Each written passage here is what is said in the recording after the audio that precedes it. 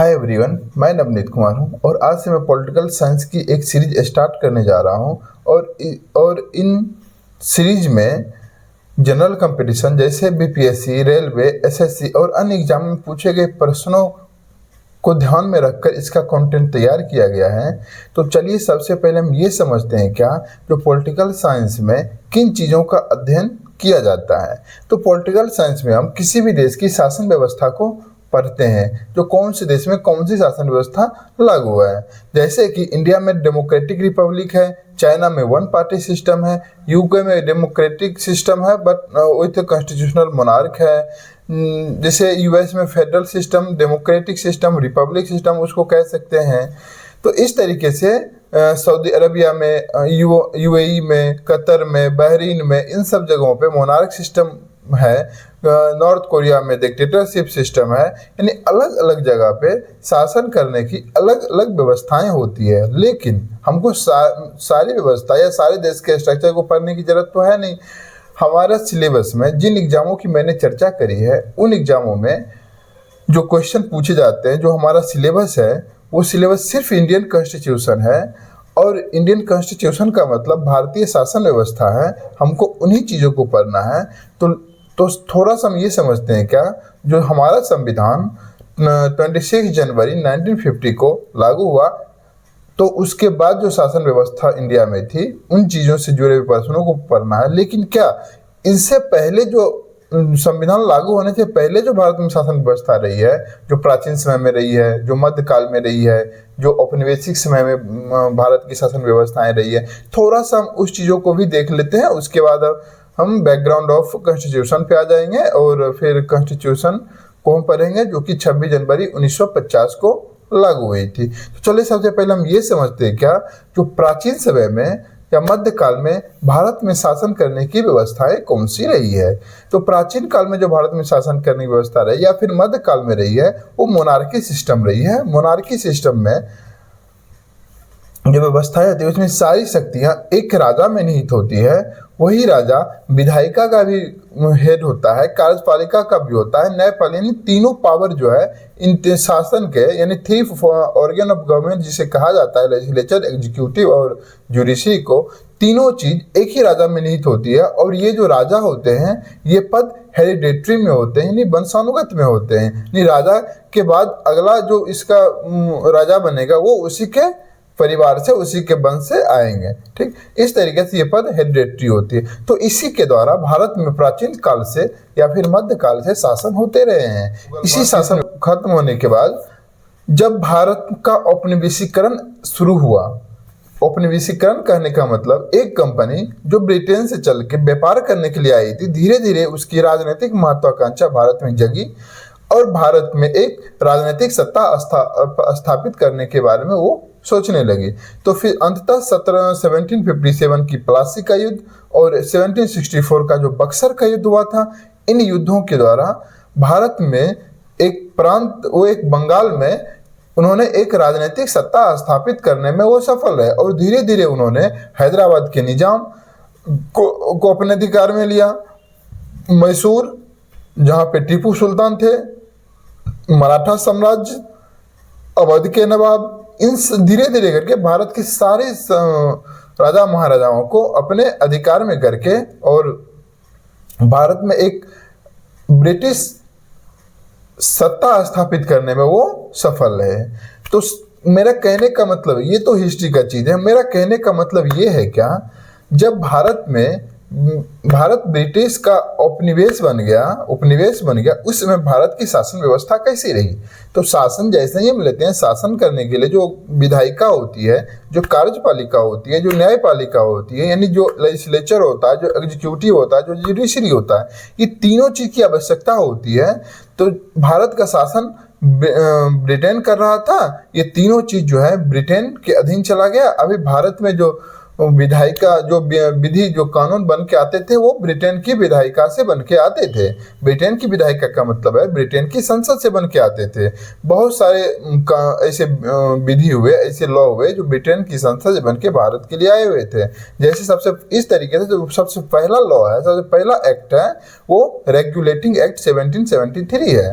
Regulating act के बाद और उसके बाद पिट्स इंडिया एक्ट आया, फिर चार्टर एक्ट आया जो 1791 में आया था, 1813 में आया था, 1833 में आया हुआ था, 1852 में आया हुआ था, और उसके बाद 1857 की क्रांति के बाद 1858 में government of India act Bharat शासन अधिनियम आया हुआ था। उसके बाद इंडियन काउंसिल एक्ट आया हुआ था 1861 में, 1892 में, 1909 में, फिर एक गवर्नमेंट ऑफ इंडिया एक्ट 1919 में आया हुआ था, 1935 में हुआ था, independence of Indian independence act आया हुआ था। कहने का मतलब यह है क्या, ब्रिटेन की विधायिका जो है वो भारत की विधायिका के लिए कानून बनाने लगे थे, वो अपने इंटरेस्ट से कानून बनाने लगे थे, ठीक।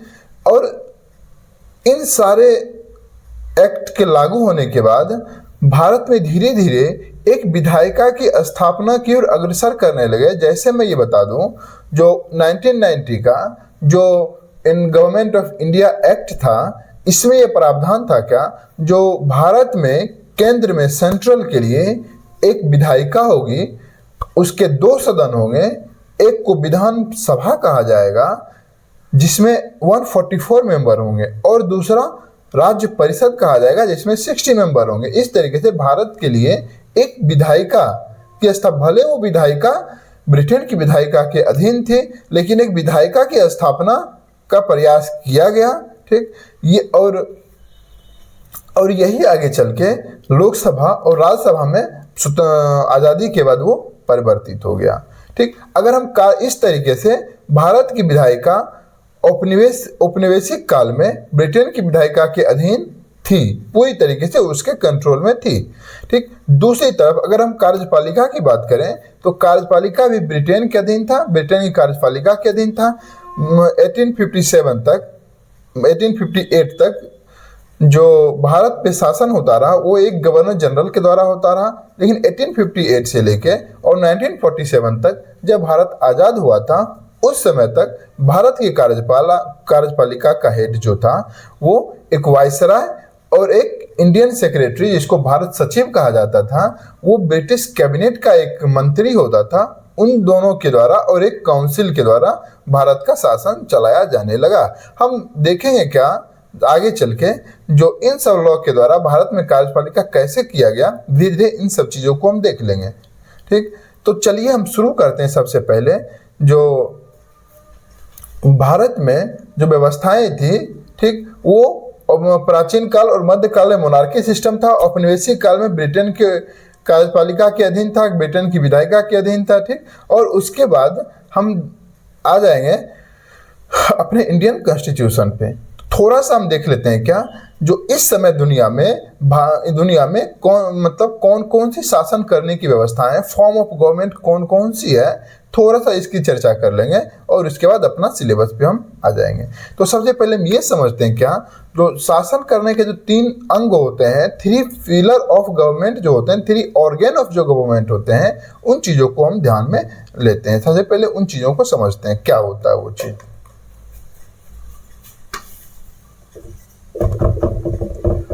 शासन के 3 अंग, इन्हीं के द्वारा 3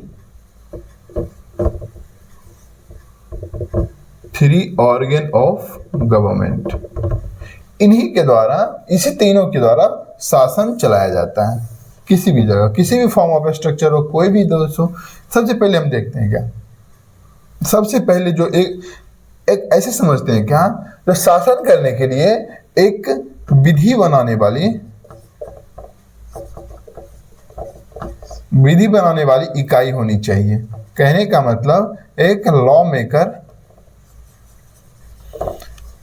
मेकर होना चाहिए, जो ये लॉ बनाए कि मतलब किस व्यवस्था के तहत कैसे शासन किया जाएगा, कौन सी विधि के द्वारा शासन किया जाएगा। उसके बाद एक होते हैं इसको इम्प्लीमेंट करने वाली इकाई होती है, ठीक। और एक और इकाई होती है जो ये मॉनिटर करता है, जो ये रिव्यू करता है क्या, ये लॉ मेकर जो है, ये लॉ जो बना है, ये लॉ का रिव्यू करेगा ये सही है कि नहीं है, और ये मॉनिटर मॉनिटर करेगा ये जो लॉ बना है इसको ठीक से इम्प्लीमेंट हो रहा है कि नहीं हो रहा है, इस चीजों को मॉनिटर करेगा। तो ये तीनों इकाई है जिसके द्वारा शासन किया जाता है किसी भी देश में या कोई भी फॉर्म ऑफ गवर्नमेंट हो। तो सबसे पहले हम ये समझते हैं क्या, जो ये जो लॉ मेकर होते हैं इसको लेजिस्लेचर बोलते हैं, इसको लेजिस्लेचर बोलते हैं, लेजिस्लेचर, ठीक। जैसे इसको विधायिका हिंदी में कहते हैं, विधायिका, ठीक, विधायिका जो लॉ मेकर होता है। जैसे हमारे देश में कौन है, लोकसभा, राज्यसभा, जो लॉ बनाते हैं अभी के सिस्टम में, डेमोक्रेटिक सिस्टम में। और एक होते हैं इसको, इस लॉ को इम्प्लीमेंट करने वाले, जिसको एग्जीक्यूटिव बोलते हैं, एग्जीक्यूटिव यानी कार्यपालिका, ठीक।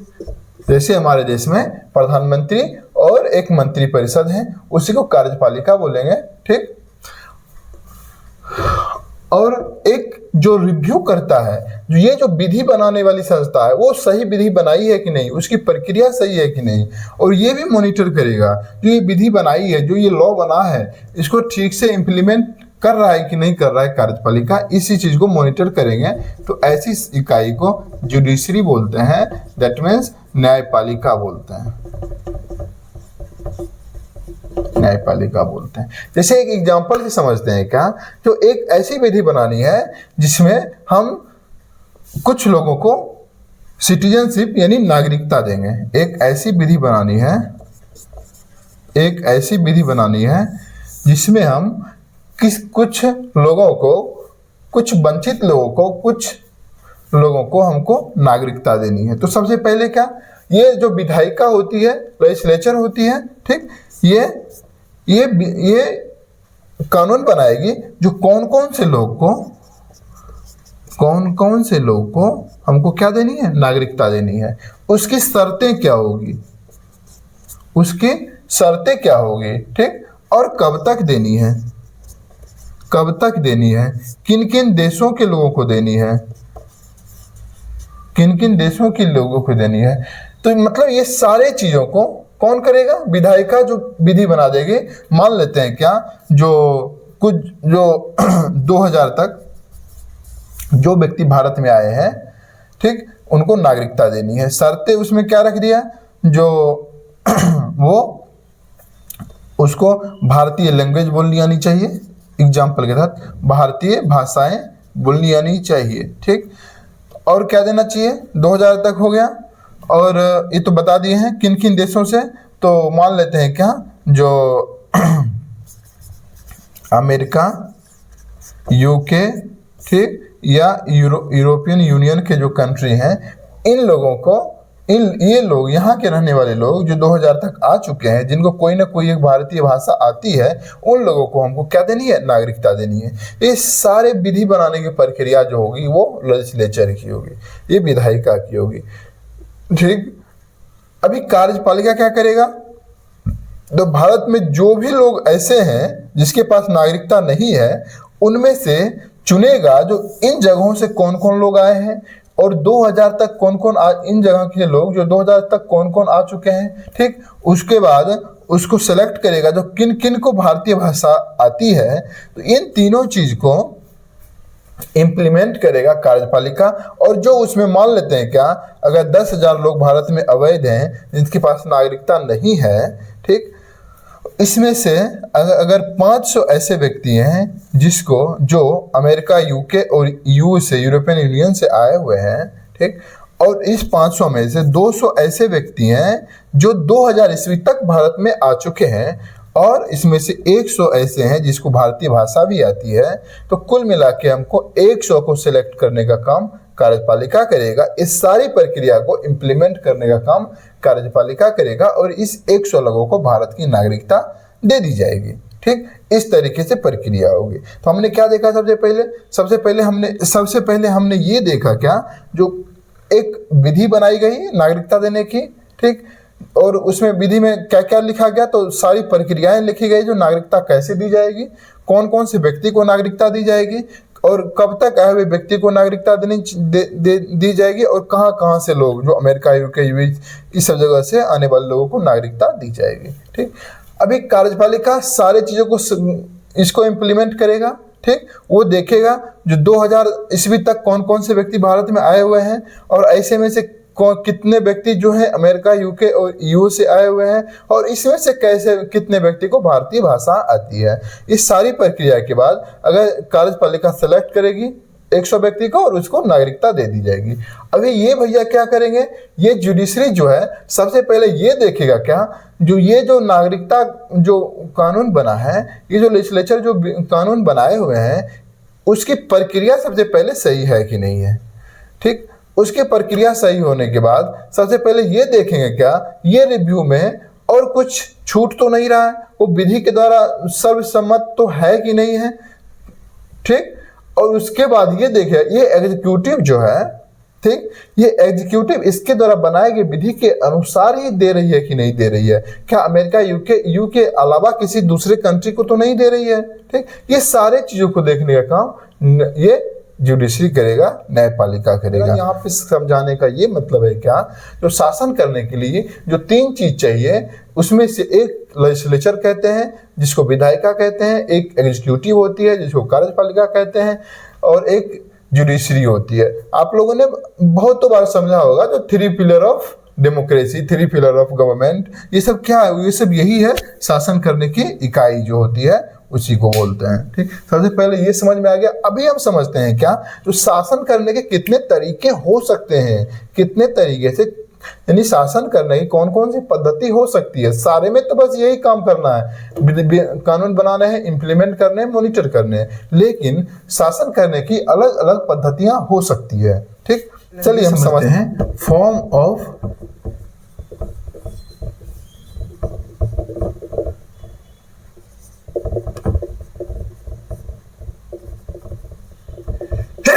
शासन पद्धति, फॉर्म ऑफ गवर्नमेंट। तो इसमें सबसे पहले और जो सबसे प्राचीन, इनमें सबसे पहले और सबसे प्राचीन जो व्यवस्था थी वो थी कौन सी व्यवस्था, monarch system, monarchy system, monarchy form of government. Monarchy English word है, मोनार्क से निकला हुआ है, मतलब किंग। तो सबसे प्राचीन और सबसे पहले की जो व्यवस्थाएं थी वो मोनार्की सिस्टम थी। इस सिस्टम में चलिए क्या होता है, इसको हिंदी में राजतंत्र व्यवस्था, राजतंत्र व्यवस्था के द्वारा शासन होती थी, ठीक। इनमें सबसे पहले ये समझते हैं क्या ये राजतंत्र व्यवस्थाएं क्या होती है। तो इनमें शासन करने की शक्तियां जो होती है वो किंग में निहित होती है, क्राउन। शासन करने की शक्तियां, शासन करने की कौन सी शक्ति है भाई, तो शासन करने की 3 शक्ति है, मैं बता रखा हूं। एक को विधायिका कहते हैं, एक को कार्यपालिका कहते हैं, कार्यपालिका, और एक न्यायपालिका, यानी विधि बनाने वाली, काम करने वाली उस विधि के अनुसार, और मॉनिटर करने वाली। तीनों शक्तियां, तीनों पावर, ठीक, सारी शक्तियां, तीनों शक्तियां वो किंग के पास होती है, ठीक। और किंग इसको कैसे फॉलो करता है, तो एक मंत्री परिषद के द्वारा। किंग उसको कैसे इंप्लीमेंट करता है, तो मंत्री परिषद के द्वारा। किस पे करता है, तो अपने देश के नागरिकों के ऊपर, अपने देश के नागरिकों के ऊपर ये उसको इंप्लीमेंट करता है किंग। तो सबसे पहले ये समझते हैं क्या ये तीनों को कैसे इंप्लीमेंट करता है। तो मैंने एक एग्जांपल अभी रखा हुआ, देखा हुआ था, मैं बताया हुआ था, जो अगर रिवेन्यू टैक्स के रूप में, रिवेन्यू टैक्स के रूप में किंग को फसल का 1/3 लेना है, ठीक। तो सबसे पहले क्या करेगा किंग, किंग निर्देश देगा उस डिपार्टमेंट के मंत्री को, यहाँ पे निर्देश देगा, किंग क्या करेगा, निर्देश देगा। सबसे पहले किंग इस मंत्री परिषद के मंत्री को, जो राजस्व विभाग के मंत्री हैं, उसको निर्देश देगा जो हमको रिवेन्यू टैक्स कलेक्ट करना है फसल के उपज का 1/3 भाग, ठीक। अभी मंत्री परिषद यहाँ पे लॉ बनाएगा, जो कानून बनाएगा, ठीक। कानून ये बनाएगा क्या, जो कौन कौन से इलाके के उस साम्राज्य में कौन कौन से जगह के लिए फसल का 1/3 लेना है, ठीक, जगह को डिसाइड करेगा, ठीक, उसके बाद फसल को डिसाइड करेगा, क्या सारी फसल पे लेना है या कुछ कुछ सेलेक्टेड फसल पे 1/3 लेना है। ठीक, और सिलेक्शन और कलेक्शन की प्रक्रिया क्या होगी, कलेक्शन की प्रक्रिया क्या होगी, कौन सा व्यक्ति जाके वहां पे कलेक्ट करेगा। ठीक, इन चीजों के बारे में ये यहाँ के जो मंत्री हैं राजस्व विभाग के राजस्व मंत्री वो बताएंगे। ठीक, अभी ऐसा कानून बना दिया, हाँ, जो अकबर के साम्राज्य थे उसमें बंगाल या फिर बिहार, इन सब जगहों पे इन इलाकों से हमको 1/3 कलेक्ट करना है। ठीक, अभी कौन कौन से फसल के मान लेते हैं, ऐसा निर्देश दिया, गेहूं, धान, चना, इन सब फसल पे हमको 1/3 लेना है। और एक गांव में एक सामंत नियुक्त कर देगा और ये सामंत कलेक्ट करेगा और वापस मंत्री को देगा और मंत्री यहाँ पे खजाने में जमा करेगा, किंग के पास जमा कर देगा। ये कानून बना दिया। ठीक, ये कानून कैसे बना, तो किंग निर्देश दिया राजस्व विभाग के मंत्री को। तो यानी विधायिका का काम यहाँ पे कौन कर रहा है, तो विधायिका मतलब विधि बनाने का काम कौन कर रहा है, ये मंत्री कर रहा है इसके निर्देश पे। यानी फाइनल अथॉरिटी, अंतरिम शक्ति जो है, अंतिम शक्ति जो है वो किंग के पास होती है, वही निर्देश दे रहा है ऐसा करने के लिए। यानी विधायिका का जो हेड है, ठीक, इसके कंट्रोल में विधायिका है। अभी क्या होगा, ऐसा नियम बन गया, अभी किंग फिर निर्देश देगा इस विभाग के मंत्री को, तो इस नियम के अनुसार से इन जगहों पे, इन 2 जगहों पे, ठीक, मगध के रीजन में यानी बिहार के रीजन में और बंगाल के रीजन में हमको ऐसा 1/3 कलेक्ट करना है। और सिर्फ 3 फसल पे, एक गेहूं होना चाहिए, एक धान होना चाहिए और एक चना होना चाहिए। इन 3 फसल पे हमको कलेक्ट करना है। ठीक, अभी क्या होगा यहाँ, और कलेक्ट कौन करेगा, इस विधि के अनुसार से क्या बता रखा, उस गांव में एक सामंत नियुक्त होंगे और यही यहाँ से कलेक्ट करके और अपने ऊपर अधिकारी को, और यहाँ पे जमा, मंत्री के पास जमा होगा खजाने में, और खजाने में आके इधर किंग के पास जमा हो जाएगा। तो कहने का मतलब ये है क्या, जो सबसे पहले निर्देश दिया विधि बनाने के लिए, उसके बाद फिर ये निर्देश दिया उसको इम्प्लीमेंट करने के लिए।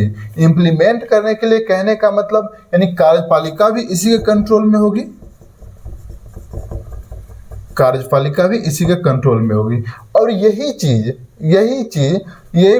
ये भी मॉनिटर करेगा तो सारे काम जो हो रहे हैं वो सही से हो रहे हैं कि नहीं हो रही है, ये जो मॉनिटर करेगा। यानी कहने का मतलब, और न्यायपालिका भी इसी के कंट्रोल में है। तो मोनार्की सिस्टम में जो शासन की तीनों शक्तियां हैं, वो तीनों शक्तियां किंग में निहित होती है। इसी के निर्देश के द्वारा तीनों शक्तियां इंप्लीमेंट होती है।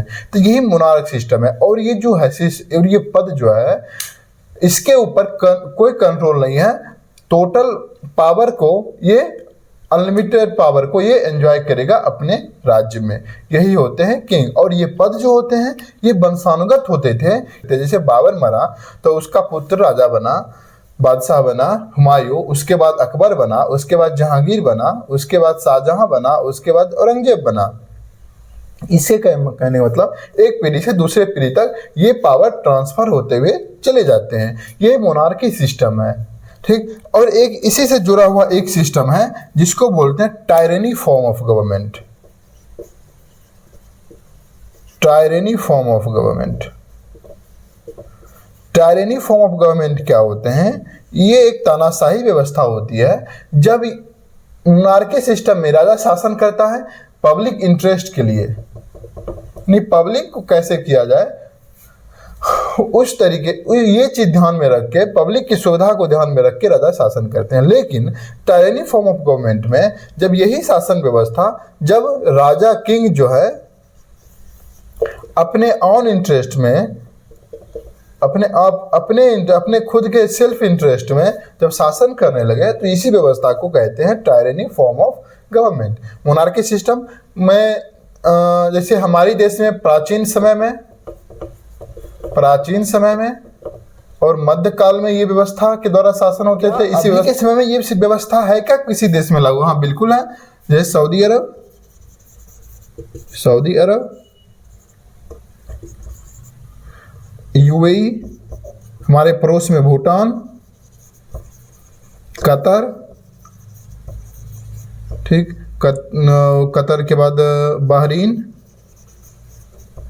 इन सब देशों में ये व्यवस्थाएं लागू है। लेकिन बहुत सारे ऐसे देश हैं जिसमें क्या हो रहा है, यहाँ पे शासन करने की दो शक्तियां थी, एक किंग निर्देश देता है मंत्रिपरिषद को, लेकिन बहुत सारे ऐसे देश हो गए हैं जहां पे अभी मोनार्की सिस्टम में किंग का पावर जो है एकदम सबसे ऊपर है, वो निर्देश देगा किसको, मंत्रिपरिषद, यानी इसका पावर 0, किंग का पावर सबसे अधिक और इसका पावर 0, ये इसके मंत्रिपरिषद इसके कंट्रोल में आ गया। अभी बहुत सारे ऐसे देश हैं जहां पे क्या हो गया, जो धीरे धीरे अभी क्योंकि पब्लिक से डायरेक्ट ये मंत्रिपरिषद जुड़ा हुआ है, ये इसके द्वारा शासन होता है, तो धीरे धीरे इसका पावर जो है बढ़ना शुरू हुआ और इसका पावर घटना शुरू हुआ। तो बहुत सारे ऐसे देश हैं जहां पे इसका पावर 0 हो गया और इसका पावर ज्यादा हो गया। ठीक, तो ऐसी व्यवस्था में ये किंग तो है, लेकिन ये मंत्रिपरिषद जो है इसका पावर एक्चुअल हेड जो है गवर्नमेंट का ये बन गया है, इसको कॉन्स्टिट्यूशनल मोनार्क कहते हैं। हम आगे देखते हैं जो मोनार्की सिस्टम है दो टाइप के हो जाते हैं, एक को एब्सोल्यूट मोनार्क बोलते हैं और एक को कॉन्स्टिट्यूशनल मोनार्क बोलते हैं। चलिए देखते हैं क्या होता है दोनों। चलिए मोनार्क, ठीक, एक को बोलते हैं एब्सोल्यूट मोनार्क, ठीक, और एक को बोलते हैं कॉन्स्टिट्यूशनल मोनार्क।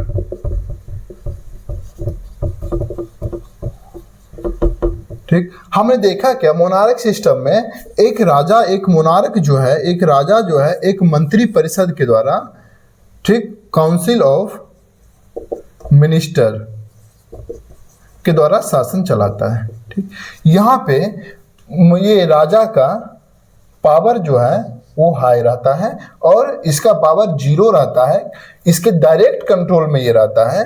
ठीक, इसका पावर कम रहता है, यानी इसके डायरेक्ट कंट्रोल में है। इसमें शामिल मंत्री की नियुक्ति ये किंग करेगा, उसका कार्यकाल किंग डिसाइड करेगा, उसका वेतन किंग डिसाइड करेगा। ठीक, ये सारी पावर जो है, सारी शक्तियां जो है वो किंग के हाथ में आ जाती है। तो ऐसे सिस्टम को एब्सोल्यूट मोनार्क कहते हैं, जहां पे किंग के पास पावर होती है और काउंसिल ऑफ मिनिस्टर इसके कंट्रोल में होती है, इसके अंदर होती है, इसके अंदर रह के काम करती है। जैसे मिनिस्टर की नियुक्ति, उसका कार्यकाल और उसका वेतन सारा कुछ किंग डिसाइड करेगा। तो ऐसे को एब्सोल्यूट मोनार्क कहते हैं, एब्सोल्यूट मोनार्क।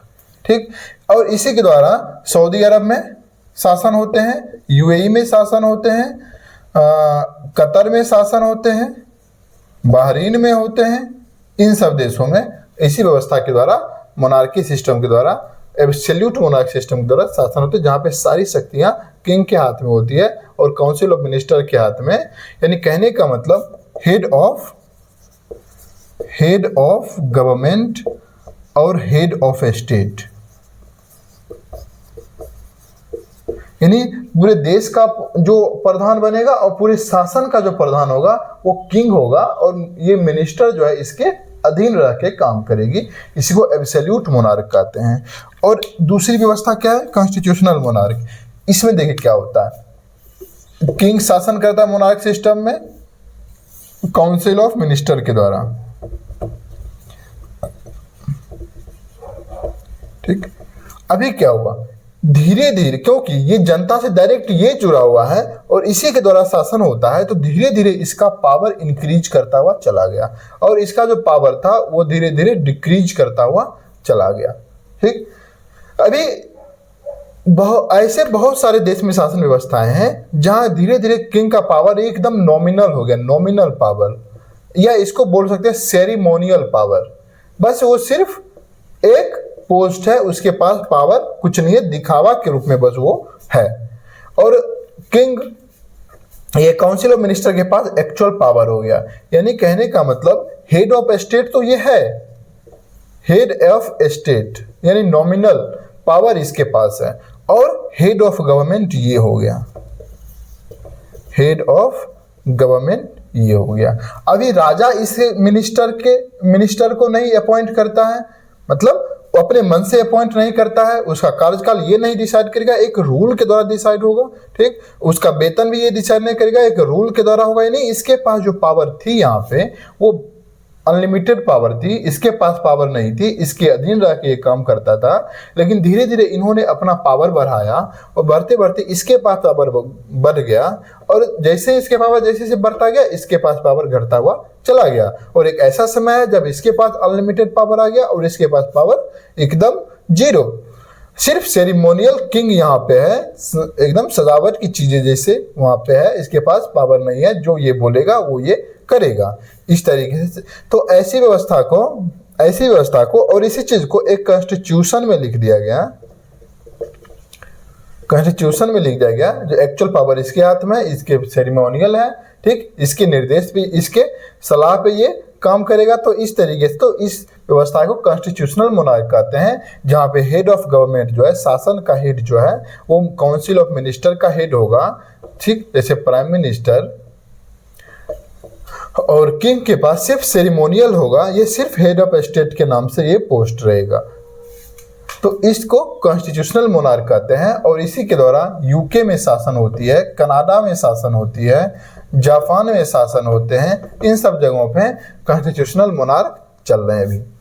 तो यही मोनार्की सिस्टम दो टाइप के होते हैं, हमने देख रखा है। क्या मोनार्क में शासन जो होते हैं, एक राजा के द्वारा शासन, किंग के द्वारा शासन करते हैं, काउंसिल ऑफ मिनिस्टर का हेल्प से, काउंसिल ऑफ मिनिस्टर का हेल्प से शासन करते हैं। कौन?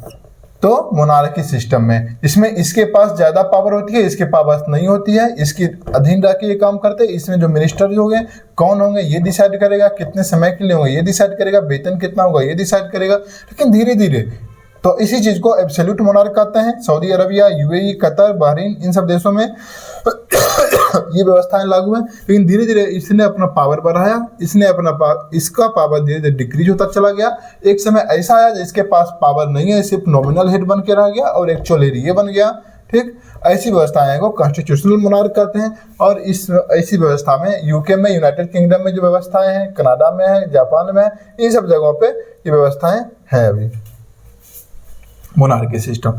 अभी चलते हैं, अभी हम टायरेनी देख चुके हैं ना। टायरेनी जब यही व्यवस्थाएं, जब मोनार्की सिस्टम में शासन राजा अपने हित में करने लगे, उसी को टायरेनी कहते हैं। चलिए हम आगे देखते हैं दूसरी शासन व्यवस्थाएं क्या हैं।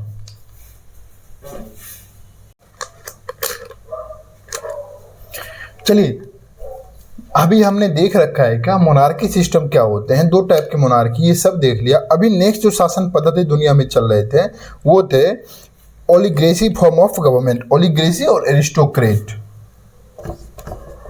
बस संक्षिप्त रूप में देखना है, ओलिगेसी एंड एरिस्टोक्रेट। ओलिगेसी मतलब कुलीन तंत्र और इसको बोलेंगे अभिजात तंत्र। ठीक, देखिए इसमें ओलिगेसी मतलब रूल ऑफ फ्यू, कुछ लोगों के हाथ में जब शक्तियां हो। मोनार्की सिस्टम में एक लोगों के पास शक्तियां थी। ठीक, ओलिगेसी सिस्टम में कुछ लोगों के पास जब शक्तियां हो जाए, जब कुछ लोगों के द्वारा शासन किया जाने लगे, और ये लोग हेरिडेटरी भी हो सकते हैं, हेरिडेटरी हो सकते हैं। ठीक, तो इसी को बोलते हैं ओलिगेसी फॉर्म ऑफ गवर्नमेंट, जहां पे सारी शक्तियां कुछ लोगों के हाथ में आ जाए। और एरिस्टोक्रेट सिस्टम में क्या होते हैं, तो जब शक्तियां कुछ लोगों के हाथ में, rule of best people, rule of best, समाज में जो बेस्ट लोग हैं, ठीक, उसी के द्वारा जब शासन किया जाने लगे, इसी को एरिस्टोक्रेट सिस्टम बोलते हैं। जिस सिस्टम जो अभी के समय में चल रहे हैं उसको बोलते हैं डेमोक्रेसी सिस्टम। ये हम आगे भी पढ़ेंगे क्योंकि हमारा संविधान डेमोक्रेटिक सिस्टम को अपनाया है। तो ये डेमोक्रेटिक सिस्टम क्या होती है, इन चीजों के बारे में चलिए देखते हैं। तो इसमें हमने क्या, मोनार्की में क्या देखा, पावर एक लोगों के पास में थी, वो किंग था। ओलिगेसी एरिस्टोक्रेट में हमने क्या देखा, तो रूल कुछ लोगों के हाथ में। डेमोक्रेसी में जो है, ठीक, रूल जो है, पावर जो है वो पब्लिक के हाथ है, यानी बहुत सारे लोगों के हाथ में जब पावर आ जाए तो इसी को डेमोक्रेसी सिस्टम बोलते हैं। पब्लिक ये डिसाइड करेगी जो उसके द्वारा उसके ऊपर शासन करने वाले लोग कौन होंगे। ठीक, इसी को डेमोक्रेसी कहते हैं। इसको हम आगे डिटेल में पढ़ेंगे क्योंकि हमारा संविधान डेमोक्रेटिक सिस्टम को अपनाया है, तो वो डिटेल में हम आगे, बस यहाँ पे देख लीजिए इसी के द्वारा इंडिया हो गया, यूके हो गया, यूएस हो गया, कनाडा हो गया, इन सब जगहों पे शासन चल रहा है डेमोक्रेसी सिस्टम के द्वारा। और एक ऐसी भी सिस्टम है एनार्की, जिसको बोलते हैं अराजक तंत्र। इसमें शासन जो होते हैं वो शासन नाम की कोई चीज नहीं होती है, पावर किसी के हाथ में नहीं होती है, किसी के हाथ में नहीं होता, या फिर यूं बोलिए जो पावर सभी के हाथ में होती है, यानी सरकार नाम की यहाँ पे कोई चीज नहीं बचती है। उसी को एनार्की सिस्टम, राजतंत्र मतलब अराजक तंत्र बोलते हैं। हमने क्या देखा, मोनार्की सिस्टम जो रूल एक लोगों के पास थी। दूसरा हमने क्या देखा, ओलिग्रेसी सिस्टम, इसमें रूल जो है बहुत सारे लोगों के पास में, फ्यू पीपल के पास थी शक्ति, फ्यू पीपल। उसके बाद डेमोक्रेसी हमने देखी, डेमोक्रेसी इसमें जो शासन की शक्तियां थी वो पब्लिक के हाथ में थी, यानी कहने का मतलब बहुत सारे लोग के हाथ में थी। और एनार्की सिस्टम देखी हमने, इसमें रूल सरकार नहीं होती, किसी के हाथ में शक्तियां नहीं होती, किसी के हाथ में शक्ति नहीं होती, ठीक, इसी यही सिस्टम है। और फिफ्थ वन इज, एक सिस्टम ऐसा है डिक्टेटरशिप, डिक्टेटरशिप तानाशाही व्यवस्था, तानाशाही व्यवस्था। ये व्यवस्था क्या है, तो इसमें पावर जो है, इसमें जो शक्ति, शासन करने की जो शक्ति है, कार्य करने की शक्ति, कानून बनाने वाली संस्था, कार्य करने वाली संस्था और न्यायपालिका जो है, सारी शक्तियां जो हैं वन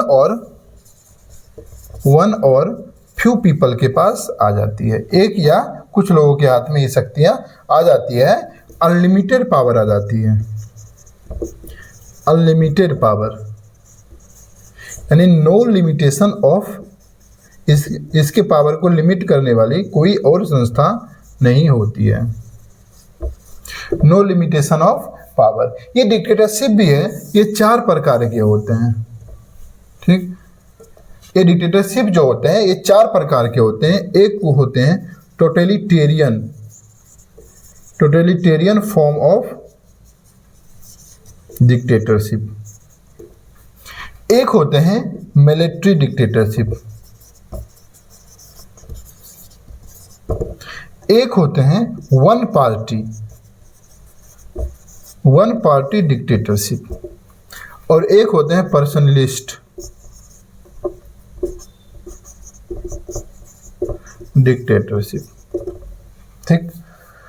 अभी टोटलिटेरियन फॉर्म ऑफ गवर्नमेंट क्या होता है, डिक्टेटरशिप में ऐसी व्यवस्थाएं हैं जिसमें ये डिक्टेटरशिप में एक व्यक्ति के पास पावर हो, एक या फ्यू पीपल के पास पावर हो, और ये लोग सोशियो पॉलिटिकल पावर, समाज के हर पावर को ये हस्तक्षेप करने लगे, जो उसमें रहने वाले लोगों के जो राजनीतिक जीवन और निजी जीवन में भी उसका जब हस्तक्षेप हो जाए, वो कौन से धर्म को अपनाएगा, कैसा कपड़ा पहनेगा, पोशाक क्या होगा, उसकी कल्चर क्या होगी, संस्कृति क्या होगी, ठीक, खान पान, हर चीज में, हर सोशल लाइफ में जब उसका डिक्टेटर का जब हस्तक्षेप हो जाए, तो इसी को बोलते हैं टोटलिटेरियन फॉर्म ऑफ गवर्नमेंट। जब राजनीतिक जीवन में तो राजनीतिक के अधिकार तो हो ही, उसके सोशल अधिकार भी उसके पास आ जाए, नहीं, हर चीज को कंट्रोल करने लगे,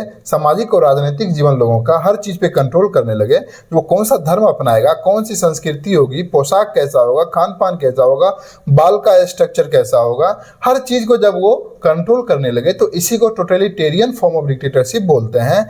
इसी के द्वारा जैसे हिटलर थे, अभी ये किम जोंग, मुसोलिनी, ये सब टोटलिटेरियन डिक्टेटरशिप में आ जाते हैं, जिसमें सारी शक्तियां जो होती है, सामाजिक शक्तियां जो लोगों के निजी जीवन है और राजनीतिक जीवन है, सारे चीज पे अधिकार जब डिक्टेटर का हो जाए, इसी को टोटलिटेरियन फॉर्म ऑफ डिक्टेटरशिप बोलते हैं। मिलिट्री डिक्टेटरशिप में क्या होती है, power power is seized by military person. जब शक्तियां जो है मिलिट्री के द्वारा सीज कर लिया जाए तो इसी को बोलते हैं मिलिट्री डिक्टेटरशिप। जैसे अभी म्यांमार में क्या हुआ है, तो 2020 तक म्यांमार में शासन की जो व्यवस्थाएं थी वो डेमोक्रेटिक सिस्टम थी।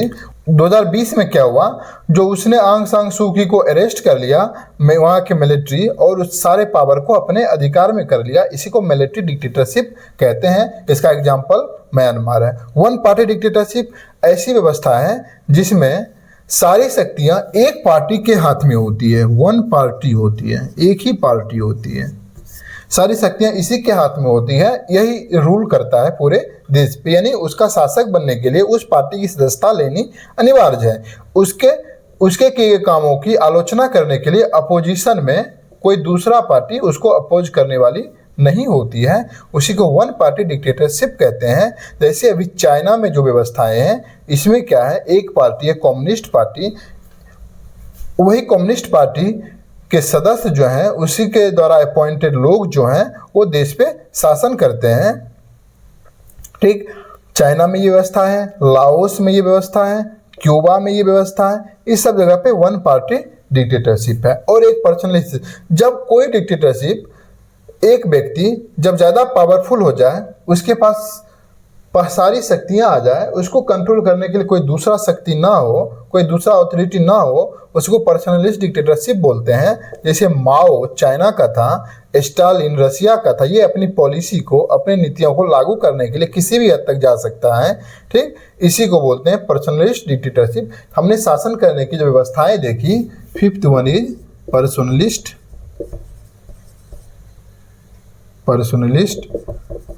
Dictatorship.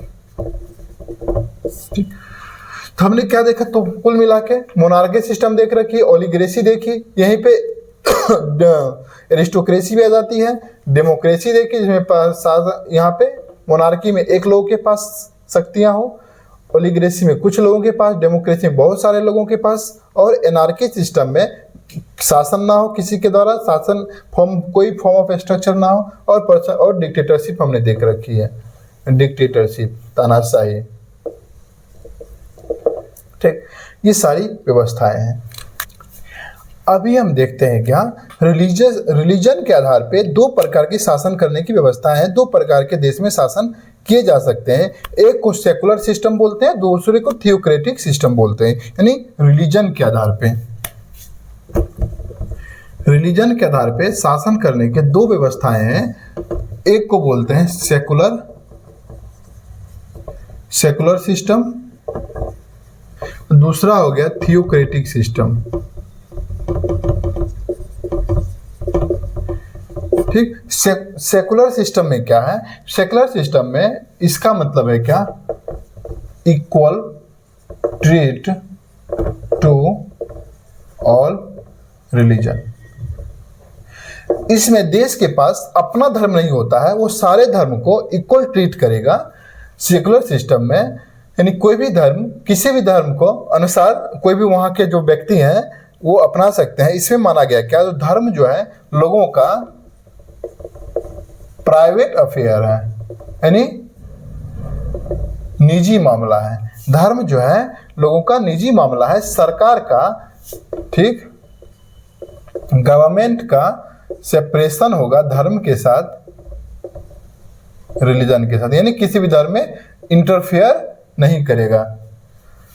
That is called secular system. ये भी दो प्रकार की व्यवस्थाएं होती है। सेकुलर सिस्टम में दो प्रकार के व्यवस्थाएं हो सकती है। एक को बोलते हैं निगेटिव सेकुलरिज्म,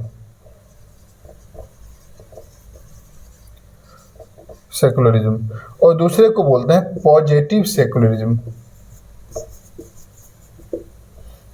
निगेटिव सेकुलरिज्म क्या होते हैं, तो एक ऐसे शासन करने की व्यवस्था है जिसमें सारी शक्तियां जो होती है वो सरकार के पास तो है, लेकिन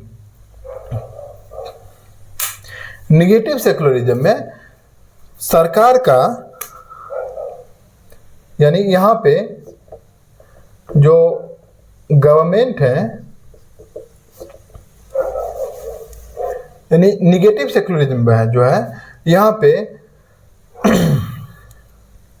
किसी भी धर्म को ठीक पब्लिकली उसको यूज करने का अधिकार नहीं है, पब्लिकली उसको डिस्प्ले नहीं किया जा सकता है, यानी पब्लिकली उसको परफॉर्म नहीं किया जाता है। जैसे फ्रांस है, ये नेगेटिव सेक्युलरिज्म का एग्जांपल है, जिसमें किसी भी धर्म को अपनाने के लिए मना किया, यानी पब्लिकली किसी भी धर्म को आप परफॉर्म नहीं कर पाओगे। इसी व्यवस्था को नेगेटिव सेक्युलरिज्म कहते हैं। पॉजिटिव सेक्युलरिज्म कहते हैं यहाँ पे सभी धर्म को इक्वल ट्रीट किया जाएगा, आप पब्लिकली भी उसको डिस्प्ले कर सकते हैं, ठीक।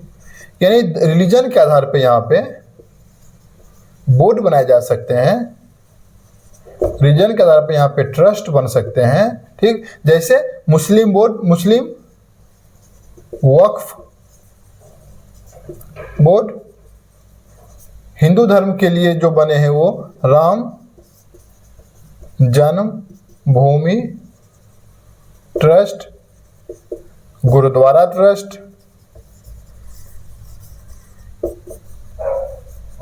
तो कहने का मतलब क्या, निगेटिव सेक्युलरिज्म में किसी भी धर्म को पब्लिकली डिस्प्ले करने के लिए मना है, ठीक। कोई भी धर्म नहीं, यहाँ पे सभी धर्म को इक्वल ट्रीट किया जाएगा। धर्म के आधार पे यहाँ पे बोर्ड नहीं बन सकते, यहाँ पे ट्रस्ट नहीं बन सकते, ठीक।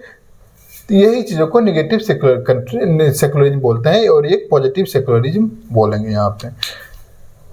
अभी थियोक्रेटिक सिस्टम क्या है, तो एक ऐसी व्यवस्था है जहाँ पे रिलीजन जो है डायरेक्टली कनेक्टेड टू स्टेट, ठीक। देश के गवर्नमेंट के साथ रिलीजन का डायरेक्टली कनेक्शन होता है, और स्टेट के पास स्टेट हैज ऑन रिलीजन, ठीक। देश के पास अपना धर्म होता है, एक धर्म को वो मानता है, उसी को बोलते हैं बुद्धिस्ट कंट्री, इस्लामिक कंट्री, जैसे ये सुने होंगे। और जो रिलीजियस जो हेड होते हैं, रिलीजियस हेड यही रूल करते हैं, रूल द स्टेट के ऊपर जो रूल करेंगे यही रिलीजियस हेड। ऐसे इसका एग्जाम्पल जो है सबसे पहले ईरान में 1979 में एक क्रांति हुई जिसको इस्लामिक रिवॉल्यूशन बोलते हैं। इसी रिवॉल्यूशन के बाद जो वहाँ का जो रिलीजियस हेड है, ठीक, उसी को सुप्रीम लीडर बोलते हैं वहाँ पे, सुप्रीम लीडर।